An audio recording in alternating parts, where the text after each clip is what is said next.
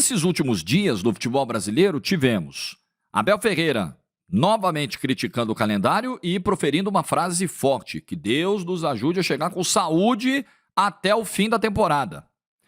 Thiago Silva, ídolo, xingado no estádio por um torcedor do Fluminense e dizendo: pô, eu vou repensar isso aqui, será que tá valendo a pena estar aqui no futebol brasileiro?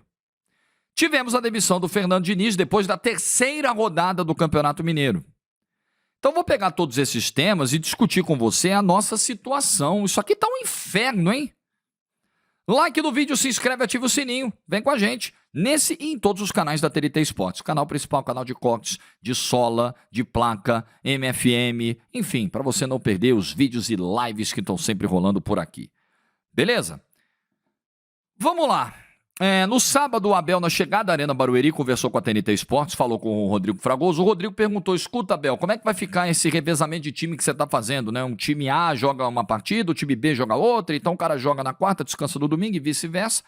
E o Abel disse: olha, eu não sei até quando, porque eu estou tentando preservar o físico dos meus atletas. Ano passado eu perdi muito jogador por lesão, como nunca tinha acontecido aqui. Meus jogadores às vezes não conseguem dormir, chegam dos jogos 2, 3 da manhã, não tem uma noite de sono de recuperação, e isso é muito importante para o atleta. No dia seguinte já tem treino, já tem viagem. Os caras não estão preocupados com a qualidade, os caras querem que a bola role, e é uma tese que eu tenho defendido também, tá claro. Eles estão um pouco se lixando, assim. Eles querem ter jogo, bota jogo, sacrificando a qualidade e a integridade física dos profissionais. E aí o Abel termina dizendo: pô, nós temos um calendário que começa 15 de janeiro, termina 21 de dezembro. Que Deus ajude pra gente chegar com saúde até o final. Ele tá errado? Eu não gosto do Abel. Mimimi do Abel. Desculpinha porque perdeu pro Novo Horizontino. Ele falou isso antes do jogo. Isso foi na chegada ao estádio. E ele está correto.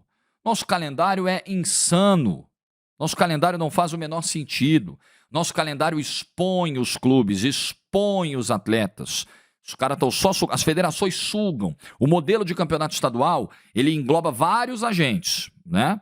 Então tem as federações, os clubes, os jogadores, os patrocinadores, os exibidores. Nesse modelo, com todos esses agentes, só tem um se dando bem, que é a federação estadual. A federação entra com e todo o resto entra com Não tá justo. Não existe um mercado bilionário como o mercado do futebol só beneficiar um agente. Então o Abel está correto. Aí ele precisa tirar o time inteiro que jogou o clássico contra o Santos, botar para descansar. Descansar o seu principal jogador, que é o Estevão. Descansar o seu principal camisa 9 na atualidade, que é o Thales, dito por ele. Meu melhor 9 do elenco é o Thales. Ele tem que tirar esses caras do jogo seguinte, como mandante. Porque senão os caras vão estourar, e vão mesmo. Gente, isso é científico. Aliás, eu tenho uma pergunta. Quando a CBF prepara o seu calendário, ela consulta profissionais, por exemplo, preparadores físicos. Pega lá, quem foi o último campeão brasileiro? Botafogo. Quem foi o último vice-campeão brasileiro? Palmeiras. Tá bom. Chama o preparador físico de cada um deles, na hora de elaborar o calendário, e fala assim: escuta, queremos sugestões. Intervalo dos jogos, intervalo de treinos entre a pré-temporada e a primeira rodada. Vamos elaborar regulamento, modelo, quantidade de jogos no ano. Vamos ouvir os profissionais. O que vocês têm a dizer? Ou o que basta é o conhecimento de futebol do presidente Edinaldo Rodrigues? Pelo visto é a segunda opção. Beleza. Bastou o Edinaldo, do alto da sua sabedoria futebolística, da sua vivência do futebol, do seu conhecimento, inclusive dos aspectos científicos, né? Da preparação do atleta, né? Da medicina esportiva. Cabe ao Edinaldo decidir tudo. Deixa ele, deixa o homem é competente. O homem mata do peito. Então é isso. O Abel tem razão. Quando um treinador como o Abel Ferreira, você gostando ou não do Abel, você sendo palmeirense ou não, eu convido sempre a racionalidade aqui. Clubismo, eu não sou anticlubismo, tá? Eu não combato o clubismo, porque eu também tenho meus momentos de clubismo. Mas assim, a gente não pode virar um idiota por causa do clubismo. A gente não pode deixar de ser honesto, intelectualmente falando, numa discussão, num debate, num tema que afeta a todos. Todos os clubes estão afetados por isso, por causa do clubismo, porra. Ah, não, porque eu não gosto do Abel, porque o Abel é isso, porque o Abel é porco, porque o Abel... Para com esse negócio, o Abel tá certo. Aliás, o técnico que tá botando as competições no Brasil no bolso, que chegou aqui, ganhou 2 Libertadores, ganhou 2 Brasileiros, Copa do Brasil, tricampeonato paulista, pode ser tetracampeão paulista, a gente tem que baixar a orelha e ouvir esse cara tem razão quando ele fala do calendário. Ah, não, porque veja bem, o Abel chegou com esta pose de colonizador. Vai pro inferno, pô. Vamos ouvir o cara. Ele está certo. Como o Thiago Silva também está. Quando o Thiago Silva diz, galera, eu treinei 40 minutos só até agora, nessa pré-temporada que acabou de começar, e eu tive que jogar 90 minutos no calor contra o Madureira. Galera, é impossível fazer melhor. Ele tem razão. Ele tem razão. O Fluminense se apresentou para a pré-temporada no dia 8 de janeiro. Guarda essa data aí. 8 de janeiro, chegou o grupo. Galera voltou das férias. Aí volta o cara com 1 quilinho a mais, 2 quilinhos a mais, um pouquinho mais de gordura. Outros voltam zerado. Mas cada um volta num estágio. Então você precisa de um tempo para acelerar de novo, depois das férias, para colocar todo mundo na mesma condição física, todo mundo na mesma página. Demora um tempo. Sabe o que acontece no Brasil? É o seguinte. O Fluminense começou a trabalhar dia 8. Hoje é dia 28, ok? Então, hoje, completa 20 dias que o Fluminense começou a trabalhar em 2025. Sabe quantas partidas o Fluminense já jogou em 2025, nesse intervalo de 20 dias? 5 partidas. O Fluminense já entrou em campo em 20 dias de trabalho, de pré-temporada, 5 vezes. E aí eu convido o torcedor de novo à racionalidade. Será... Empatar com o Madureira é péssimo. Não é passar pano para empate com o Madureira, é ruim. Mas assim, será que a gente não tem que tirar um pouquinho o pé, não? Será que xingar o Thiago Silva, que é um ídolo do clube, depois de empatar com o Madureira, nessas condições de calendário que a gente tem, não é um pouquinho desproporcional, não? A gente tem uma dificuldade de achar o senso de proporção das coisas, né? De uma maneira geral na sociedade. Às vezes a gente pesa demais a mão onde não precisa... E passa pano, passa a mão na cabeça quando não é para passar. Isso é um problema, isso é uma das distorções da sociedade brasileira. E ela tá na arquibancada também, essa distorção, é claro que tá. E aí a ponto do Thiago Silva falar, pô, eu preciso repensar isso aqui, pô, sabe?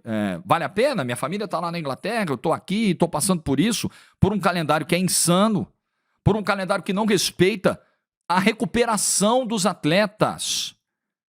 Nós estamos falando de algo, de novo, que diz respeito à ciência, recuperação. Os caras não são máquinas.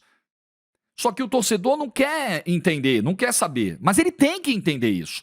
Porque a mudança não virá do calendário. Pode esperar. Espera sentadinho. Já pega a bengala, que você vai chegar nos 90 sentado, esperando, vai precisar da bengala para levantar, para ir no banheiro, tirar uma aguinha do joelho. Pode esperar, com a bengalinha na mão. Porque não vai mudar o calendário.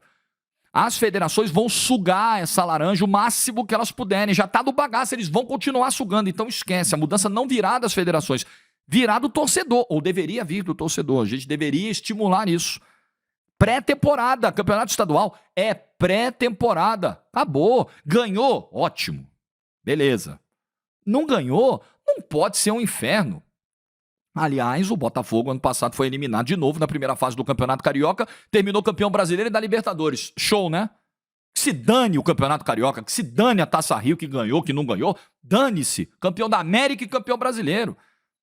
Então é isso que precisa mudar nessa cultura. Os estaduais, você precisa olhar para os clássicos. Eu acho que os clássicos, eles, pela rivalidade, pelo nível de enfrentamento, porque aí você não está se medindo com o Madureira. Desculpa o Madureira. Aí é Fla-Flu. É Fluminense e Botafogo, vai ter agora na próxima rodada, né? Pô, Fluminense agora, ele vai, verdade, com 22, 23 dias de trabalho. Mas ele vai se medir contra o campeão brasileiro e campeão da América. Beleza. Ah, desmanchou o elenco, mas tem alguns jogadores ainda daquela base campeã. Pô, beleza. Esse é um jogo pra gente observar e até cobrar um pouco mais. Mas também uma cobrança que precisa ser medida. Peraí, é a 6ª rodada do Campeonato Carioca com menos de um mês de trabalho. Pode pesar um pouquinho mais uma crítica se não ganha do Botafogo, mas ainda entendendo que é uma pré-temporada. Então, é isso que eu acho que precisa mudar na nossa mentalidade. Não é não ter cobrança. E eu sou um cara que defendo o torcedor na arquibancada, que cobra, que vaia durante o jogo. Eu acho que o cara tem direito. Mas assim, na pré-temporada, irmão, do estadual. Agora, a demissão do Fernando Diniz, eu queria falar sobre ela também. Eu não tive a chance de falar ontem sobre isso, porque aconteceu já depois de eu gravar os vídeos e tal. O Diniz não foi mandado embora, isso precisa ficar claro. O estadual, ele derruba técnico. O estadual, ele ajudou a derrubar o Diniz. Mas o estadual foi a gota final do barril que transbordou. O Diniz não saiu porque perdeu pro Atlético e empatou com o Betim. O Diniz saiu porque perdeu pro Atlético, porque empatou com o Betim, porque teve 35% de aproveitamento apenas, porque ganhou 4 jogos apenas de 20, porque teve 7 derrotas, porque teve um comportamento, o time, horroroso na final da Sul-Americana. E 85 dos 90 minutos o Cruzeiro simplesmente não conseguiu jogar contra o Racing. O Diniz saiu porque o investimento do elenco foi alto e o Pedro Lourenço, o dono da SAF do Cruzeiro, quer retorno rápido do investimento alto, e com o Diniz esse retorno não parecia breve, não parecia prestes a chegar. Então por esse combo o Diniz saiu.